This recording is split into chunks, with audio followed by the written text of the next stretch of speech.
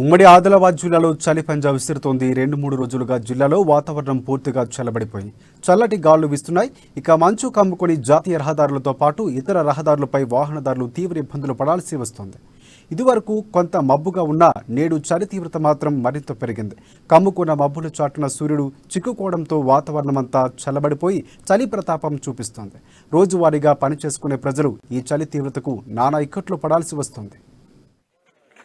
Days నుంచి విపరీతమైన చలి పెరిగింది. అసలు చలే లేదు, చలి లేకుండా ఉండే పరిస్థితులు ఉండే. నిర్మల్ కూడా చాలా సెంటర్ చలి లేదు కొనే పరిస్థితి లేక వాళ్ళు కూడా క్లోజ్ చేసుకుని వెళ్ళిపోయిండ్రు. ఒక 3 డేస్ నుంచి విపరీతమైన చలి, ఈదర్ గదులతో చలి పెడుతుంది. ప్రజలు గాని విద్యార్థులు గాని ఎవరు కూడా బయటకు వెళ్ళలేని పరిస్థితులు ఉన్నారు. హాస్టల్లో ఉన్న విద్యార్థులకు చలి వాటర్ తో స్నానం చేయడం ఇబ్బందికరంగా ఉంది.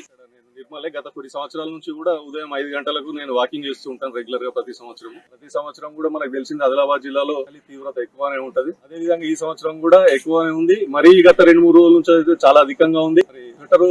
స్వెటర్ ధరించింది మనం బయటకు వెళ్లే పరిస్థితి లేదు.